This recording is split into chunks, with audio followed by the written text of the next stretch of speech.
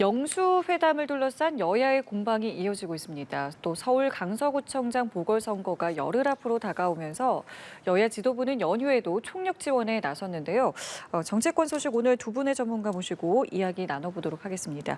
여의도연구원 부원장 송태영 전 여의도연구원 부원장, 윤재관 더불어민주당 정책위 부의장 나오셨습니다. 두 분 안녕하십니까? 안녕하세요. 예, 연휴 기간에 이재명 대표가 영수회담을 제안을 했고요. 이후에 이제 여야의 공방이 좀 이어지고 있는 상황입니다. 일단 두 분께서는 이재명 대표의 영수회담 제안에 대해서 먼저 좀 어떤 생각 갖고 계시는지 먼저 듣겠습니다.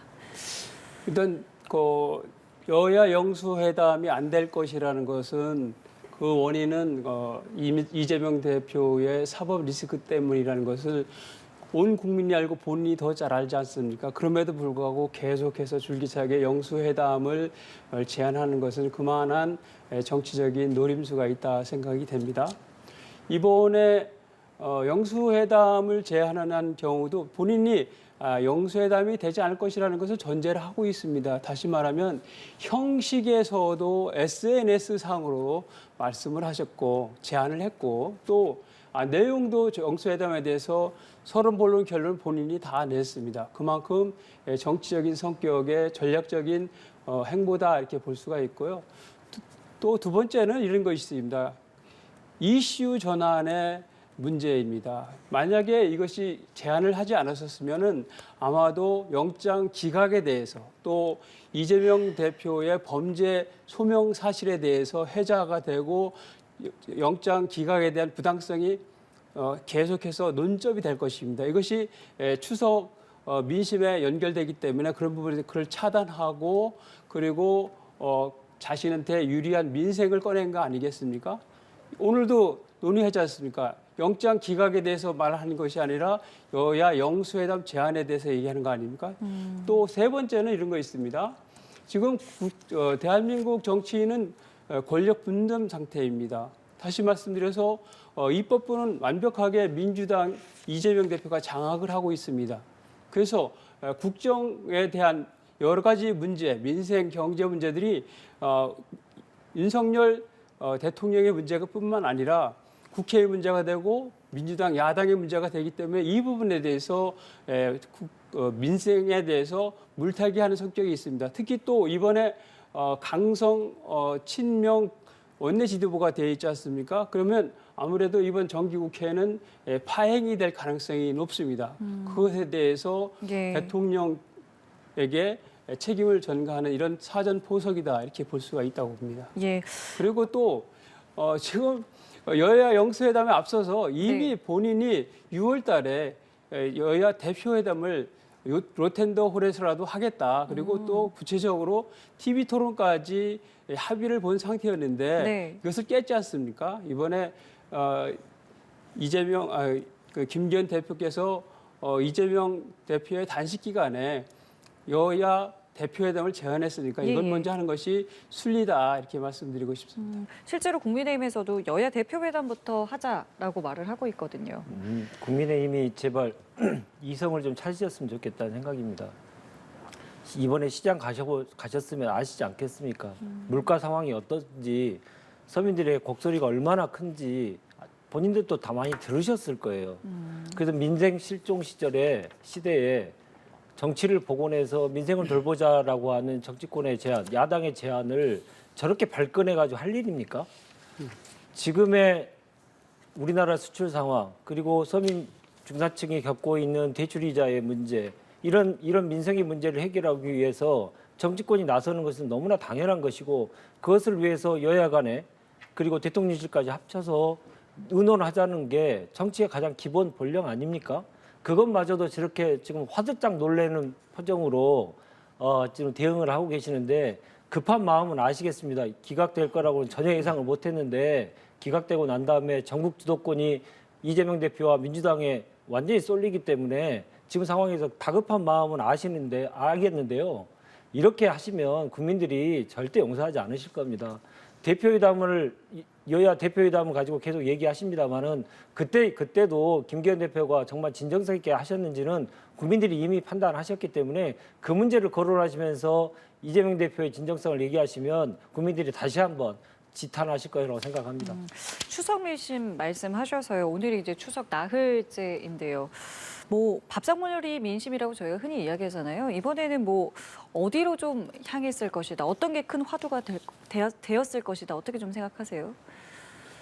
지금 말씀하셨듯이 이재명 대표의 구속영장에 대한 그 기각 문제가 많이 화두가 되고 있지 않습니까? 그 부분에서 좀 더 설명을 드리면 네. 지금 이번에 기각 결정과 관련해서 우리 영장실질심사의 영장 판사는 말한 것은 범죄 혐의에 대해서는 상당히 소명이 됐다는 것입니다. 대신 야당 대표 현역 대표에 대해서 구속하는 것은 적당치 않다는 그런 판단을 한 것입니다. 이 부분에 대해서 많은 그 보수층들은 과거 김명수 대법원장 체제하에서 진보적인 판사들이 주도하는 사법부의 흐름하고 연결되어 있지 않느냐는 그런 평가와 비판도 있는 것이 사실입니다. 다시 말해서 이번에 영장실질심사 과정에서 드러나는 것은 이재명 대표의 범죄 사실이 구체적으로 소명됐다는 부분에 대해서 그리고 다시 말씀드려서 이재명 대표가 범죄 사실이 점점 더 많아지고 주렁주렁 달고 있다는 이런 정치적인 한계를 드러냈다는 것입니다. 그래서 이재명 대표의 민주당에 대한 국민들의 실망감 그리고 이재명의 민주당으로는 대한민국의 희망을 만들 수 없다는 이런 판단을 많이 하지 않았나 이렇게 생각이 됩니다. 부의장님께서는 어떻게 생각하세요? 이번 밥상머리 그- 민심. 이번 밥상머리 민심은 딱 한마디로 정리하면 정권 심판론이 아주 드셌다 이렇게 표현할 수 있을 것 같습니다. 특히나 이제 1년 반 동안의 국정 운영이 딱 한 가지였지 않습니까? 국정 운영 목표가 이재명 대표 꼬린시키는 거, 시점 말로 꼬린 구속시키는 게 정권의 목표였죠. 아무 다른 것들은 하나도 신경 쓰지 않고 그것만 오직 했는데 그게 지금 추석 밥상머리에 딱 올려서 이재명 대표 그리고 민주당 완전히 흔들어 놓기 위해서 그렇게 다 작전을 짜고 했다가 이게 마지막에 흐트러진 거죠. 그렇기 때문에 지금 많이 좀 당황하실 거라고 생각합니다. 그러나 국민들은 분명히 알고 계시고 이번에 기각이 너무나 상식에 부합하는 일이다라는 얘기들을 많이 하셨습니다. 지금 말씀하셨던 것 중에 팩트를 좀 얘기 드리면 이번에 세 가지 이 건에 대해서 영장실질심사에서 얘기가 됐죠. 그에 대한 평가가 있었습니다만은 네. 모든 건의 배임이나 제3자 행위 건에 대해서 말씀하셨듯이 소명이 됐다 이렇게 표현하시는데 그건 전혀 팩트가 아니고요. 판사의 결정문을 한번 보셨으면 좋겠다라는 겁니다. 증거를 찾지 못했다라고 분명히 얘기하고 있지 않습니까? 그리고 혐의에 대한 입증과 소명을 자꾸 혼동하셔가지고 입증이 된 것처럼 해서 소명의 정도를 입증이 된 것처럼 계속 오인해서 계속 말씀하시는데 그것도 역시 팩트의 먼 일이기 때문에 팩트와 다른 일이기 때문에 좀 상가하셨으면 좋겠다 이 말씀 꼭 드리고 싶습니다. 예. 그러면 이제 추석 이후에 민주당 내부 분위기는 좀 어떨지 이 부분도 좀 들어보고 싶은 게요. 일단은 연휴가 끝나면 당직 개편이 일단 예고가 돼 있고 그 네. 이후에 이제 친명계와 비명계의 지금의 어떤 갈등이 더 거세질 것이냐 아니면 좀 일단 봉합이 될 것이냐 뭐 여러 관측들이 좀 나오더라고요. 어떻게 좀 예상하세요? 네. 갈등이 격화될 것이다 이렇게 하시는 분들은 계속 민주당이 이제 갈등을 하기를 바라는 희망사항을 얘기하시는 분들이 좀 많이 있는데요. 그 정도로 민주당이 뿌리가 흔들리는 정당은 아닙니다. 과거에 그 군사독재 시절에도 목숨을 건 투쟁을 통해서 당을 지켜왔던 그런 분들이 이 당을 이끌어왔던 정당 아닙니까? 그렇기 때문에 이러한 이 개파 간의 갈등으로 당이 흔들리고 그럴 정당은 분명히 아니고요. 특히나 지금 검찰 독재 정권에 대해서 단일한 대우로 열심히 싸워야 된다, 선명하게 싸워야 된다라고 하는 대의 명분에 부정할 사람이 아무도 없기 때문에요. 당의 분열 이런 얘기들은 희망사항일 뿐이다. 이 말씀을 꼭 드리고 싶습니다. 일각에서 제기하는 책임을 물어야 된다 이런 부분들도 그러면은 그 문제와 될 거라고 생각을 하세요? 그 문제와 관련돼서 여러 가지 이제 설왕설래가 계속 있을 것입니다. 그러나 예. 그것도 역시 질서 있게 그런 문제들에 대해서 총의를 모아가면서 해결할 것이다. 이렇게 보시면 될 거고요. 네. 많이 걱정들을 하시는 것 같은데 걱정하실 이유 없고요. 민주당이 수권정당으로서 더욱 더 신뢰를 보이기 위해서 계속적인 노력들을 계속 할 것이다. 지켜봐 주셨으면 좋겠다. 이 말씀 꼭 드리고 싶습니다. 뭐 상대당이긴 합니다만 뭐 관측을 좀 들어보면 어떨까요? 지금 예, 지금 말씀하시죠. 현재로는 무슨 좀 기각이 돼가지고 마치 이재명 대표가 뭔가 정치적으로 살아난 것 같은 그런 느낌을 갖고 있지만 예. 실제로는 지금 하나하나 지금 선거법 위반 관련돼서 재판을 지금 받고 있고요. 그리고 대장동 성남 FC 관련돼서 지금 재판을 받고 있고 지금 또 다시 백현동이랄지 지금 대북 송금 사건 관련된 부분들이 지금 차츰차츰 이제 그 범죄 혐의가 소명이 돼서 이것이 계속 보태져서 지금 범죄 혐의가 계속 구체적으로 어떤 그 위법 내지는 그 법적 심판을 받아야 되는 상황으로 되고 있지 않습니까? 그만큼 이재명 대표의 정치적 잠재력은 그만큼 불안정해지고 불투명해지는 것입니다. 근데 이번에 이제 친명계 중심의 순혈주의에 입각해서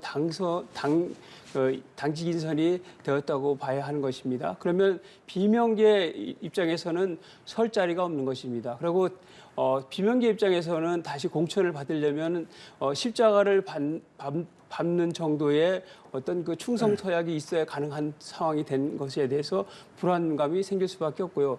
또 하나는 역대 선거에서 대체로 현역의 그 공천 가능성 공천율이 대개 50% 안팎입니다. 많아야 60%입니다. 예. 민주당에서 만약에 공천을 한다 하더라도 대체로 100명 내외일 것입니다. 그러면 나머지 한 60, 70명 정도의 그 현역 의원들이 남기 때문에 그것이 그런 부분 때문에 민주당의 분열의 길을 갈 것이다 이렇게 저는 판단합니다.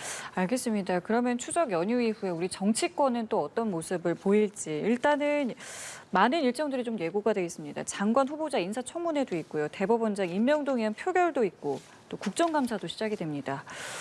여야의 모습은 어떻게 좀 예측을 좀 하고 계시는지 먼저 좀 들어보겠습니다. 지금 이번 정기국회가 처음부터 이재명 대표가 단식을 하면서 정말 중요한 정기국회가 지금 상당히 파행을 갖고 있습니다. 여기서 지금 정기국회는 민생 전체, 국정 전체를 살펴보고 그리고 국민의 생과 직접 삶과 직접 관련이 되는 예산안을 심의하는 그런 중요한 거 아니겠습니까?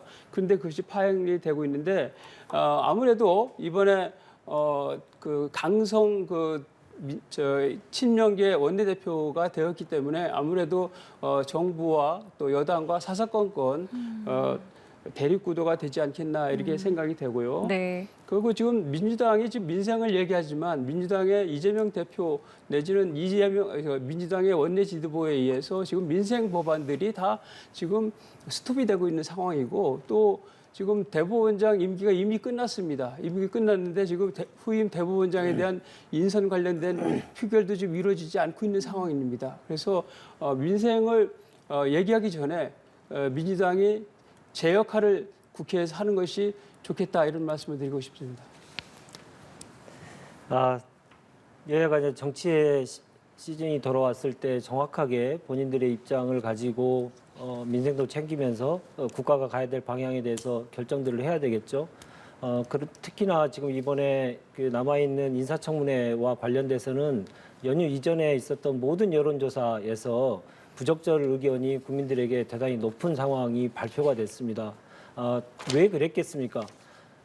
국민들 눈높이에 전혀 맞지 않는 극우 친일 발언을 했던 사람이 국방부 장관에 임명되고 그리고 과거에 여러 가지 잘못된 국가의 모습을 보였던 대표적인 인물 유인천 문체부 장관 후보자의 모습을 보면서도 국가가 왜 앞으로 가야지 뒤로 가고 있느냐 이런 지적들을 많이 하고 계시고 김행 후보자에 관련돼서는 정말 민심이 가장 안 좋은 것 같습니다. 주식 파킹과 관련돼서 어떻게 저런 분들이 국무위원이 되겠다라고 나서는지 정말 뻔뻔하다 이런 의견들이 대다수인 것 같습니다.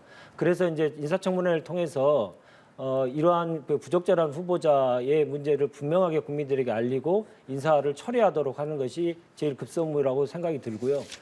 이제 국정감사가 되면 가장 많은 포인트가 관전 포인트는 이제 한동훈 장관으로 가겠죠. 이번 기각과 관련된 책임론에서 벗어나기 어려운 분이고 가장 큰 책임이 있기 때문이겠습니다. 특히나 지금 파면을 민주당에서는 요구를 하고 있는데 안 하겠죠. 당연히 안 할 거라고 생각합니다. 그러면 이제 어떤 조치를 하게 될 건지에 대한 판단이 필요합니다만은 그 판단까지 가기까지 그동안 있었던 한동훈 장관의 불법적인 행위에 대해서도 분명하게 얘기가 나올 겁니다. 첫 번째, 행정부의 일원으로서 정치적인 중립을 전혀 지키지 않았습니다. 지키려고 하는 모습조차 보이지도 않고 신용조차도 안 했습니다.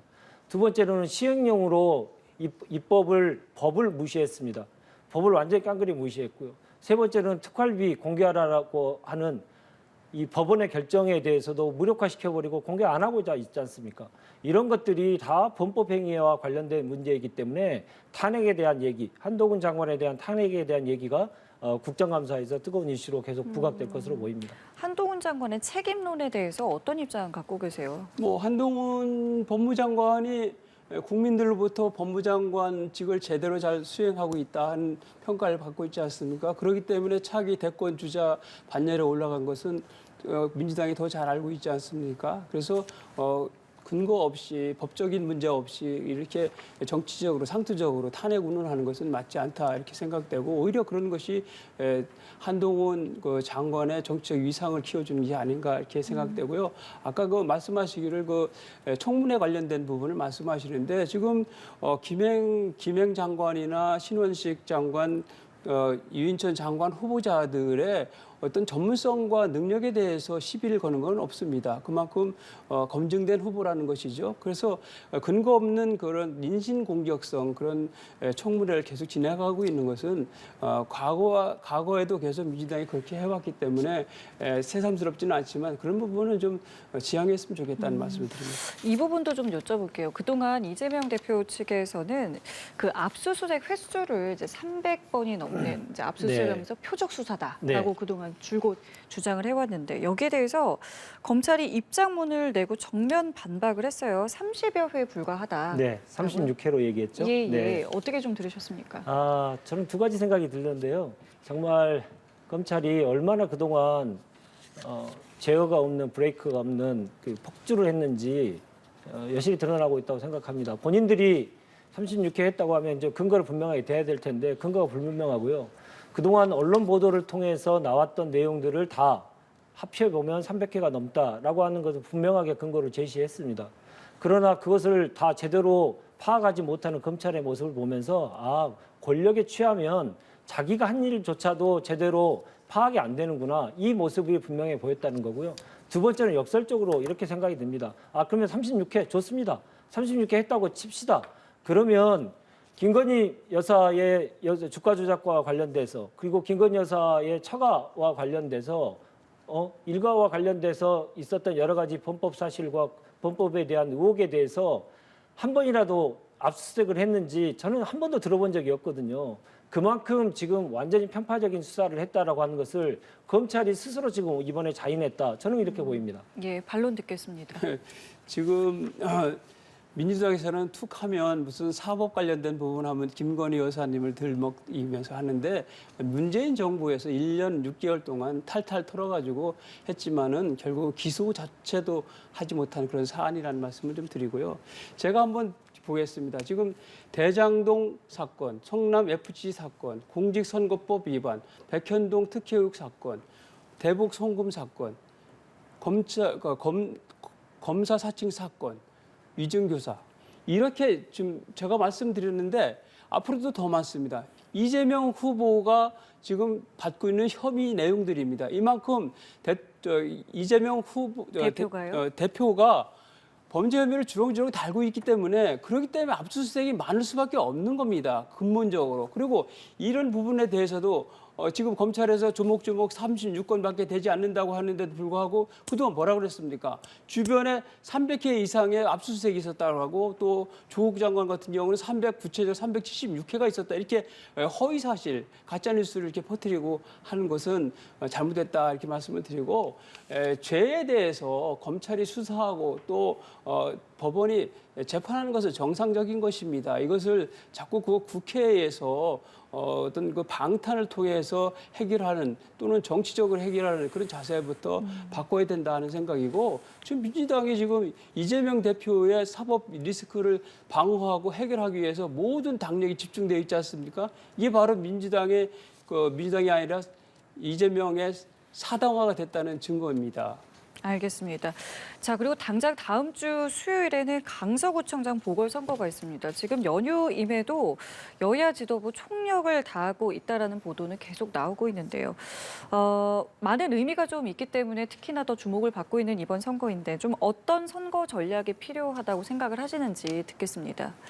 지금 강서구청장 선거는 지금 전국에 이제 251개 그 기초자치단체가 있는데 그 중에 이제 하나입니다. 그래서 지방선거인데도 불구하고 이게 보궐선거가 되다 보니까 전국적인 선거가 되고 중앙당이 이렇게 개입하고 중앙당이 관여하는 이런 선거가 돼서 정치적 의미를 부여하고 하는 것은 바람직하지는 않습니다. 그런데 지금 내년도 총선을 앞두고 있어서 네. 승패를 떠나서 어떤 그 득표율까지도 이렇게 신경을 쓰는 이런 모습을 보이고 있는데요.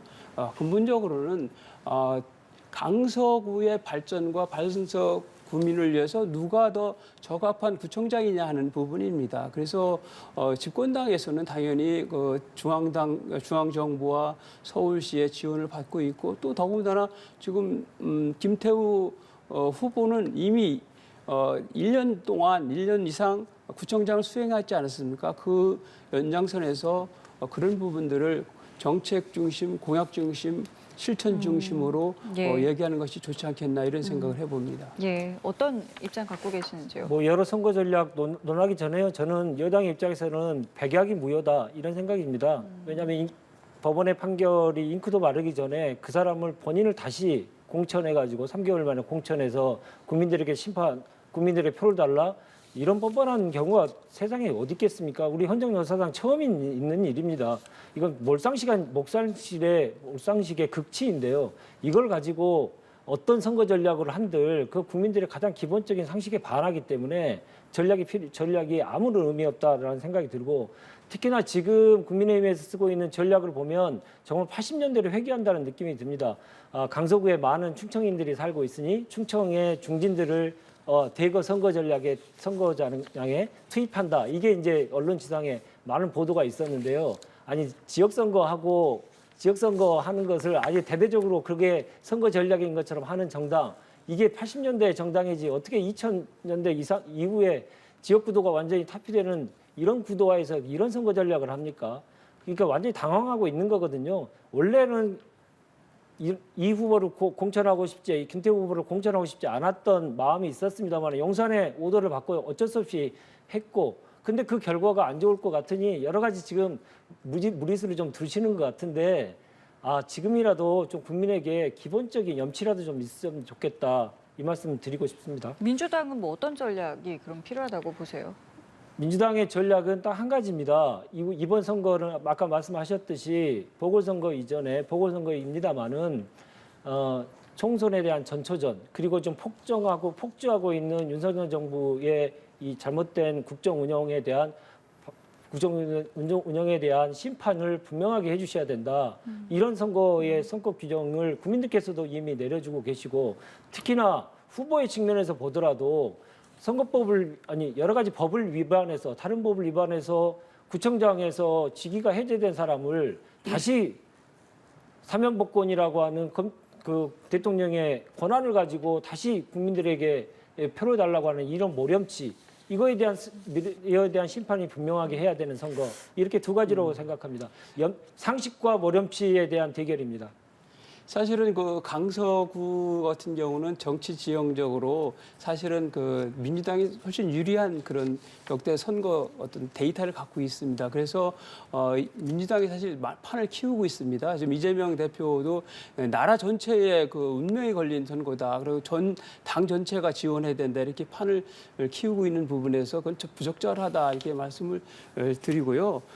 지금 그 보궐선거 원인에 대해서 해석이 다릅니다. 국민의 입장에서는 이 김태우 구청장은 문재인 정부의 정권의 피해자다, 그리고 억울하다 이런 취지입니다. 그래서 본인이 명예회복을 할 수 있고 또 강서구를 위해서 지금 당선이 된 연장선에서 최선을 다해서 강서구의 발전을 도모하겠다. 앞장서겠다 이런 취지라는 것을 말씀드립니다. 예, 알겠습니다. 오늘 두 분 말씀 여기까지 함께하도록 하겠습니다. 지금까지 송태영 전 여의도연구원 부원장, 윤재관 더불어민주당 정책위 부의장과 함께했습니다. 두 분 고맙습니다.